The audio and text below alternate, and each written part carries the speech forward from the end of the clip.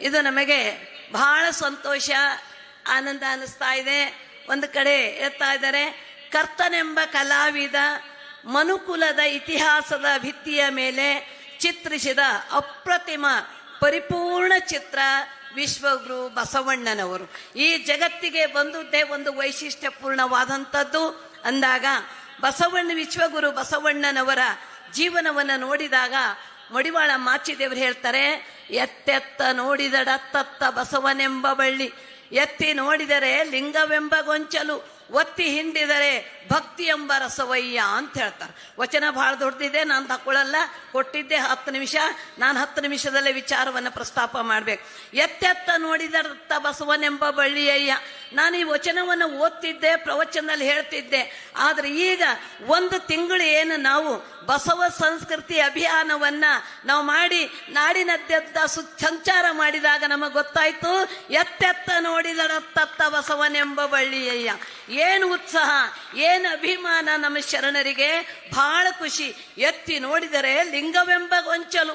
ಇದನ್ನು ನೋಡಿದಾಗ ನನಗೀಗ ಈ ನಮ್ಮ ರಾಜಧಾನಿಯಾದಂಥ ಬೆಂಗಳೂರು ನಗರದಲ್ಲಿ ಎಲ್ಲ ದೊಡ್ಡ ದೊಡ್ಡ ಏನಂದ್ರೆ ಛತ್ರಗಳು, ಬೇರೆ ಬೇರೆ ಮಠಗಳಲ್ಲೆಲ್ಲ ನಾವು ವ್ಯವಸ್ಥೆಯನ್ನು ಮಾಡಿದ್ದೀವಿ. ಮಾಡಿದಂಥ ಸಂದರ್ಭದಲ್ಲಿ ಎಲ್ಲಿ ನೋಡಿದಲ್ಲಲ್ಲಿ ಬಸವ ಪೂಜೆ, ಲಿಂಗ ಪೂಜೆಯನ್ನು ಮಾಡುವುದನ್ನು ನೋಡಿದಾಗ ಅಂದರೆ ಲಿಂಗವೆಂಬ ಗೊಂಚಲು ಎಲ್ಲರೂ ಲಿಂಗ ಪೂಜೆಯನ್ನು ಮಾಡಿದ್ರು. ಒತ್ತಿ ಹಿಂಡಿದರೆ ಭಕ್ತಿ ಎಂಬ ರಸವಯ್ಯ. ಈ ಭಕ್ತಿ ಎನ್ನುವ ರಸ ಹೇಗಿರುತ್ತೆ ಅಂದರೆ ಈ ಅಭಿಯಾನಕ್ಕೆ ನೀವೆಲ್ಲ ಬಂದುದೇ ಸಾಕ್ಷಿಯಾಗಿದೆ. ಇದನ್ನು ನೋಡಿದಾಗ ನಮಗೆ ಬಹಳ ಖುಷಿ. ಅದೇ ರೀತಿ ಹೇಳ್ತಾ ಇದ್ದಾರೆ, ಬ ಎಂಬಲ್ಲಿ ಎನ್ನ ಬಹು ಹದಿತ್ತಯ್ಯ, ಸ ಎಂಬಲ್ಲಿ ಸರ್ವಜ್ಞಾನಿಯಾದೆನಯ್ಯ, ಓ ಎಂದು ವಚಿಸುವರ ವಸ್ತು ಚೈತನ್ಯಾತ್ಮಕನಾದೆನಯ್ಯ. ಇಂತಿ ಬಸವಾಕ್ಷರೇತ್ರವೆನ್ನ ಸರ್ವಾಂಗದಲ್ಲಿ ತೊಳಗಿ ಬೆಳಗಿದ ಭೇದವನ್ನರಿದು ಆನು ನೀನು ಬಸವ ಎನ್ನುತ್ತಿದ್ದೆವಯ್ಯ ಸಿದ್ಧರಾಮ್ಯ ಗುರು ಗುಹೇಶ್ವರ ಅಂತ ತಿಳ್ಕೊಂಡು ಹೇಳ್ತಾ ಇದ್ದಾರೆ. ಅಂದಾಗ ಎಂಥ ಒಂದು ಸಂತೋಷ. ಇದನ್ನು ನಾನು ಮೇಲಿಂದೆಲ್ಲ ವರ್ಣನೆ ಮಾಡಿ ಹೇಳಲಿಕ್ಕಾಗೋದಿಲ್ಲ. ಆದರೆ ಈಗ ನಾನು ಹೇಳಬೇಕಾದದ್ದು ಏನಂದ್ರೆ, ನಾನು ನೀನು ಬಸವ ಎನ್ನುತ್ತಿದ್ದೆವಯ್ಯ ಅಂತ ಹೇಳ್ತಾರೆ ಅಲ್ಲಮ ಪ್ರಭುದೇವರು. ಶೂನ್ಯ ಪೀಠದ ಮೊಟ್ಟ ಮೊದಲನೆಯ ಜಗದ್ಗುರು ಅಲ್ಲಮ ಪ್ರಭುದೇವರು ಹೇಳೋದು, ನಾನು ಹೇಳ್ತೀನಿ, ಅದು ನನ್ನ ಕರ್ತವ್ಯ. ಯಾಕೆ ಅಂದ್ರೆ ನಟುವರ ಜಾತಿ, ಅತ್ಯಂತ ಕೀಳು ಕುಲದಲ್ಲಿ ಹುಟ್ಟಿದಂತಹ ನಟುವರ ಜಾತಿ ಆಗಿರುವಂತಹ ನನ್ನನ್ನು ತೆಗೆದುಕೊಂಡು ಒಂದು ಭಕ್ತಿ ಜ್ಞಾನ ವೈರಾಗ್ಯವನ್ನು ಗುರುತಿಸಿ ಗುರು ಬಸವಣ್ಣನವರು ನನಗೆ ಮೊಟ್ಟ ಮೊದಲನೆಯ ಶೂನ್ಯ ಪೀಠದ ಜಗದ್ಗುರುವನ್ನಾಗಿ ಮಾಡಿದಕ್ಕಾಗಿ ನಾನು ಬಸವ ಅಂತ ಕೃತಜ್ಞತೆಯಿಂದ ಹೇಳ್ತಾ ಇದ್ದೀನಿ. Sky Sunshine School, step towards better future. BK Traders, bicycle on EMI, gear without gear cycle. Contact for more details. Noble Public School, admissions are open. Elm से ही दोनों जहां में कामयाबी है. ನಾನು ಹೇಳ್ತೀನಿ, ಆದ್ರೆ ನೀನು ಹೇಳಬೇಕು.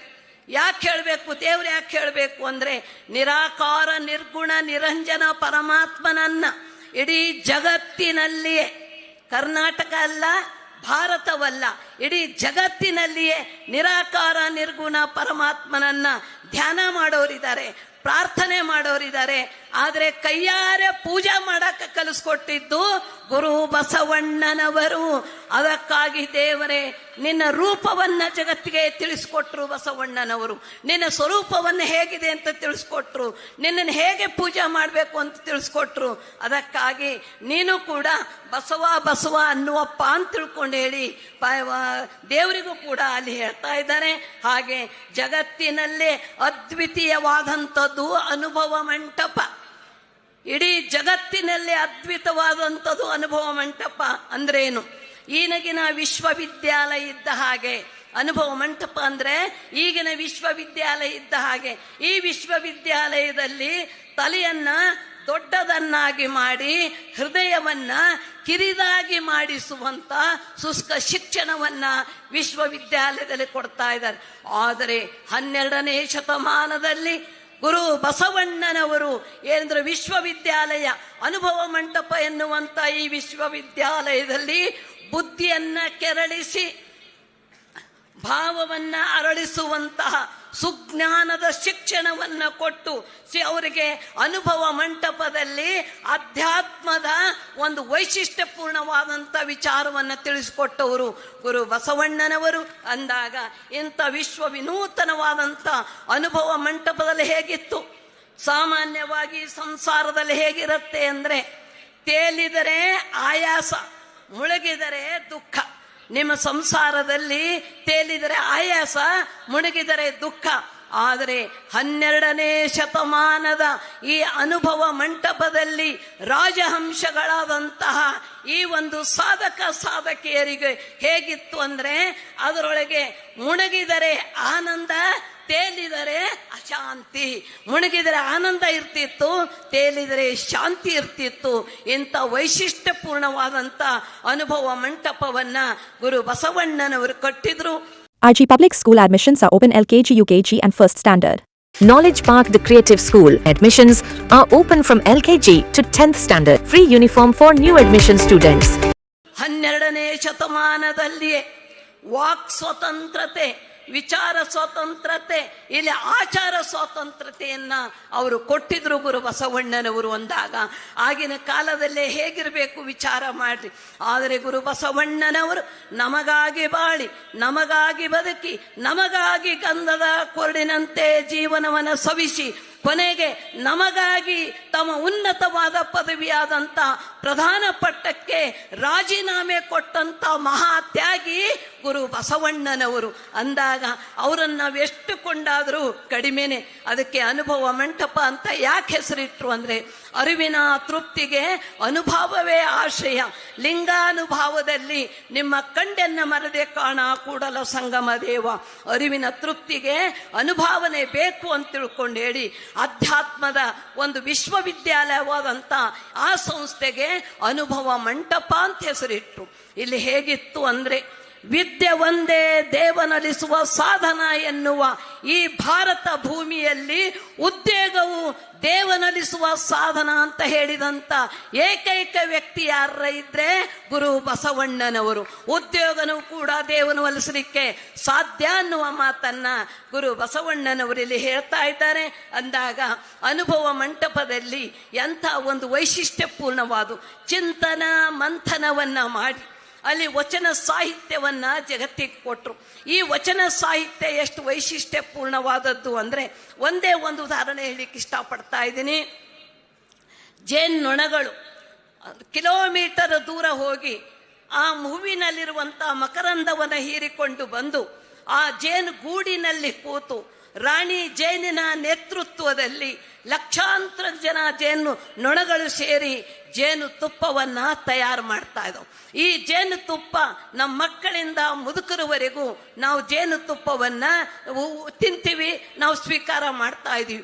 ಇಂಥ ಒಂದು ವೈಶಿಷ್ಟ್ಯಪೂರ್ಣವಾದಂಥ ತತ್ವವನ್ನು ಕೊಡಬೇಕಾದ್ರೆ ಅನುಭವ ಮಂಟಪ ಎನ್ನುವ ಜೇನುಗೂಡಿನಲ್ಲಿ ಬಸವನೆನ್ನುವ ರಾಣಿ ಜೇನಿನ ನೇತೃತ್ವದಲ್ಲಿ 770 ಜನ ಅಮರಗಣಗಳೆನ್ನುವಂಥ ಈ ಅಧ್ಯಾತ್ಮದ ದೇವದುಂಬಿಗಳು ಇವರು ಬಸವನೆನ್ನುವ ರಾಣಿ ಜೇನಿನ ನೇತೃತ್ವದಲ್ಲಿ ಕೊಟ್ಟಂಥದ್ದೇ ವಚನ ಸಾಹಿತ್ಯ ಎನ್ನುವ ಜೇನುತುಪ್ಪ.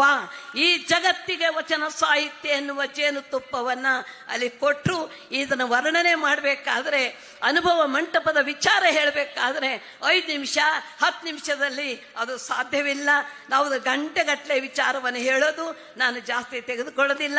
ನಮಗೆ ನಿಜವಾಗಲೂ ನಮಗೆಷ್ಟು ಸಂತೋಷ, ಎಷ್ಟು ಆನಂದ ಆಗಿದೆ ಅಂದರೆ ಏನಂದರೆ, ಸನ್ಮಾನ್ಯ ಸಿದ್ದರಾಮಯ್ಯನವರು ಅವರು ಹೆಸರೇ ಒಂದು ವೈಶಿಷ್ಟ್ಯ.